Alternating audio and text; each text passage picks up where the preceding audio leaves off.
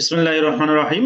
শুরু করছি 30 দিনের কোরআন শিক্ষার বিশেষ আশার রমাদান স্পেশাল কোরআন লার্নিং। আমরা সর্বপ্রথম যে হরফটা পড়ব সেটা হলো আলিফ। আমি আগে লিখছি। এই হরফটার নাম হলো আলিফ। আলিফ। মানুষে এখানে যেটা ভুল করে বা মিসমেস হয়, আলিফ বলে। এটা ভুল তরিকা। সহি তরিকা হলো কি আলিফ। সবাই বলি, মাইক্রোফোন ওপেন করি, সবাই বলি আলিফ। আলিফ। আলিফ তার মানে নিচের ঠোঁট উপরের দাঁতের সাথে লাগবে এবং বাতাস বের হবে। আলিফ আলিফ। আলিফ। আলিফ আমি বাংলায় লিখি, তাহলে আমি আর সহজে বুঝাতে পারবো, আপনারা দ্রুত বুঝতে পারবেন। এই যে দেখুন আলিফ, এখানে এই দুটা তেমন লক্ষণের বিষয় না। এটা হলো লক্ষণ, এখানে মিসমিস হয়। সেটা হলো এটা ফ। ফ বা ফলের ফ বলি আমরা। এটা কিন্তু প না, হ্যাঁ, পিতার প না। অনেকে এটাকে আলিফ পড়ে, মানে পিতার প পড়ে। আর এটা যে ফলের ফ, এটা পড়ে না। তো আমরা ফ কে কখনো প বলি না, ফ কে ফ বলি। ঠিক আলিফটাকেও আলিফ বলতে হবে, আলিফ বলা যাবে না। আমার কথা কি ক্লিয়ার, বুঝতে পেরেছেন? বলি, প্র্যাকটিস করতে আলিফ। হবে। আলিফ। আলিফ। আলিফ আলিফ। নিচের ঠোঁট উপরের দাঁত, নিচের ঠোঁট আলিফ। উপরের দাঁত। আলিফ। আলিফ। আলিফ। আলিফ। আলিফ। আলিফ। আলিফ। আলিফ। আলিফ। আলিফ। আলিফ। তাহলে আমরা প্রথম হরফটি পড়লাম। এই হরফটি কিভাবে পড়বো? নিচের ঠোঁট উপরের দাঁতের সাথে লাগিয়ে আলিফ। দ্বিতীয় হরফ বা। বা পড়তে হবে। ঠোঁটের দুটো অংশ, একটা শুকনা বাহিরের, একটা ভিতরের বীজাংশ। এই বীজা অংশ থেকে এইটা পড়তে হবে এক আলিফ টান দিয়ে। এই যে উপরে এক লিখে দিলাম, বুঝবেন। এক আলিফ টান মানে 1 সেকেন্ড, 1 আলিফ। অথবা স্বাভাবিক মুষ্টিবদ্ধ আঙ্গুলগুলো খুলতে যতটুকু সময় লাগে, খেয়াল করি, এতটুকু টেনে পড়তে হবে। তার মানে বা। বা এটা না, বা এটা না। সেই উচ্চারণ হলো বীজাংশ। বা। বা। সবাই বলি বা। বা যে জায়গান থেকে উচ্চারণ হয়, বার পরে কি পড়বো? তা পড়বো না, বার পরে তা পড়বো না। আমি মাখরাজ যেখান থেকে উচ্চারণ করতে, হরফের স্থান যেখান থেকে উচ্চারণ হয় সেই তরিকায় পড়ছি, যেন সহজে বুঝতে পারেন। বা যেখান থেকে উচ্চারণ হয়, আই মিন দুই ঠোঁট থেকে, সেখান থেকে আরেকটি হরফ উচ্চারণ হয়, সেটার নাম হলো মিম। এই যে মিম। মিমটা হয় শুকনা অংশ, আই মিন ঠোঁটের বাহির অংশ থেকে। এটা পড়তে হবে 3 আলিফ টান দিয়ে, তাই মানে 3 সেকেন্ড পরিমাণ টানতে হবে। আমি শোনাচ্ছি। মিম। সবাই বলি মিম। মিম মিম। মিম গুড। মিম। সবাই বলি মিম মিম। মিম মিম শেষ। ঠোঁট থেকে আরেকটা হরফ আসে, সেটার নাম হলো ওয়াও।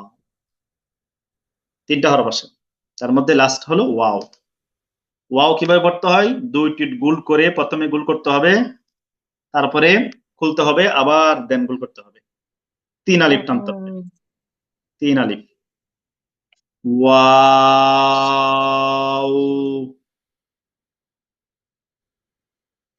সবাই বলি ওয়াও।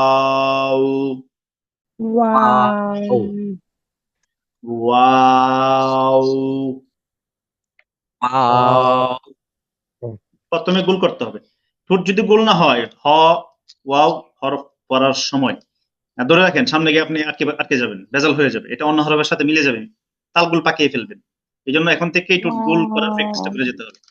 ওয়াও। ওয়াও মাশাআল্লাহ। Wow, Wow. Wow, Wow. Wow. Wow. এবার পড়ব এই যে হরফটি তা। হরফের নাম তা। কোথা থেকে পড়ব? জিহ্বার আগা উপরে দুই দাঁতের গোড়ার সঙ্গে। জিহ্বার আগা উপরে দুই দাঁতের গোড়ার সঙ্গে এক আলিফ টানতে হবে। এক আলিফ। এক সেকেন্ড। তা, হালকা পাতলা আওয়াজ। তা, সবাই বলি তা, তা, তা, তা, তা। তা, তা যেখান থেকে উচ্চারণ হয় সেখানে আরেকটি হরফ হলো ত। এই হরফটার নাম কি? ত, ত। তো হ্যাঁ, শক্ত হবে, শক্ত হবে। হ্যাঁ, ত, দেখেন এই হরফটাতে আকার হবে না। একটা জিনিস বুঝি, 8টা হরফ এমন আছে, 8টা হরফ আমি বলবো। 8টা হরফ আছে, এগুলোতে বাংলা আকার হয় না। যেমন তা হলো ত আকার জবর, ত আকার তা। কিন্তু এই তটা এরকম না। তটা হবে এই যে এরকম, এই ত সংযুক্ত, তার মানে এটা খুব ত, তো ত, মোটা হরফ তো মোটা করে তো মোটা এবং শক্ত। ত, তো ত, ত। ত। জিহ্বা কি এবার নিচে দাঁতে লাগবে না না, কি তা করবো? যেখানে উচ্চারণ হয় সেখান থেকেই জিহ্বা উপরের দাঁতের গোড়া। ত, ত। অর্থাৎ জিহ্বার আগা উপরের দুই দাঁতের গোড়া থেকে উচ্চারণ হয় 3টি হরফ, তার মধ্যে তা এবং ত পড়েছি। আজকে পড়বো দাল প্রথমে। দাল, এই যে এইভাবে লিখতে হয় দাল। এটাকে কি বলে? দাল, দাল। জিহ্বার আগা উপরের দুই দাঁতের গোড়া থেকে উচ্চারণ হবে দাল। 3 আলিফ টেনে পড়তে হবে। দাল, দাল, দাল। এভাবে পড়তে হবে।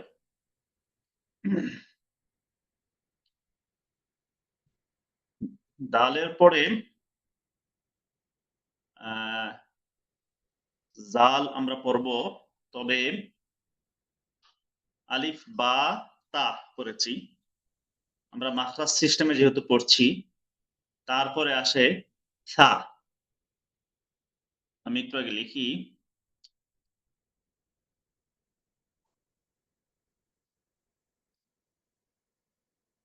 সা। এটা উচ্চারণ হবে এই হরফটি জিহ্বার আগা উপরে দুই দাঁতের আগা থেকে। জিহ্বার আগা উপরে দুই দাঁতের আগা থেকে। সা, সা, সা। বাতাস খুবই কম বের হবে, সেনসিটিভ হরফ, এবং খুব পাতলা করে পড়তে হবে। এক আলিফ টান হবে। সা, সা, সা। অনেকেই এইটা এই হরফটি পড়তে গিয়ে মিস করেন। মিসম্যাচটা হয় এরকম, বাতাস বের করে ফেলেন অথবা শক্ত করেন। সা বলে সা, সা। এভাবে কি হয়? ভুল হয়। সহি উচ্চারণ সা, সা, সা।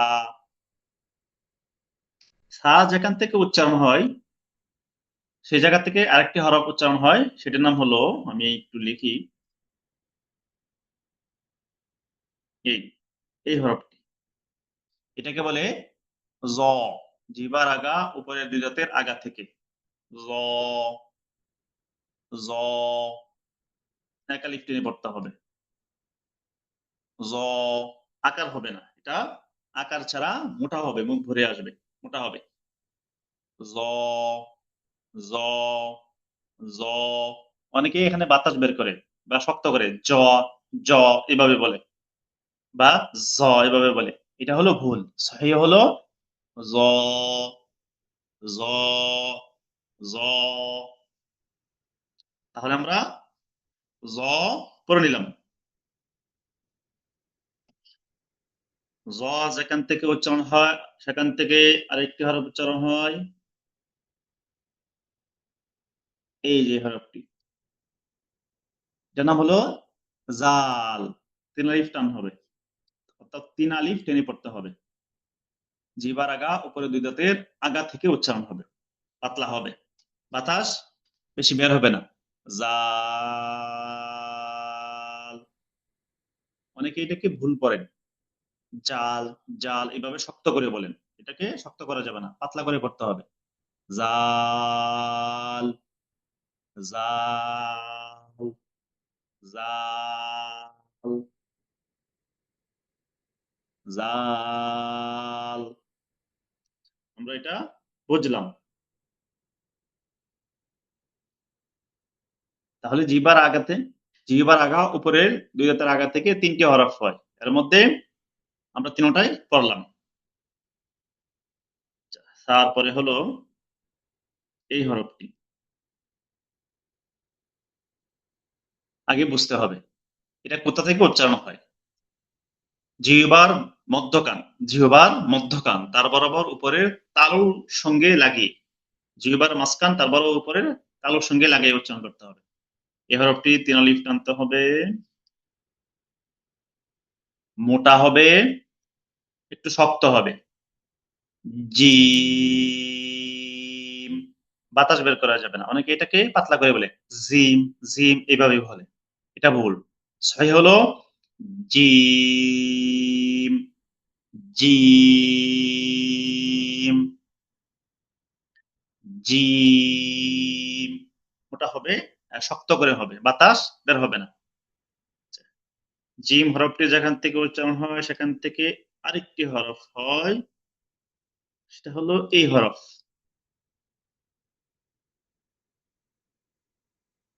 3 দাঁত 3 নুক্তা, 1 দাঁত 2 দাঁত 3 দাঁত, 3 দাঁত 3 নুক্তা, এই যে 3 দাঁত, 3 দাঁত 3 নুক্তা। এটা শাসা শব্দ করে হবে এই হরফটি, এটাকেও 3 আলিফ টানতে হবে।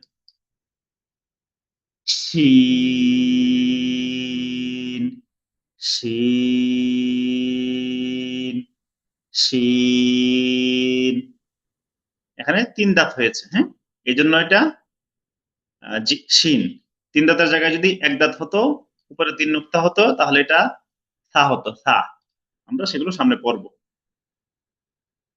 তাহলে আমরা জানলাম জিহ্বার মধ্যকান তার বরাবর উপরে তালুর সঙ্গে লাগিয়ে 2টি হরফ প্রথম পড়লাম, জিম শিন।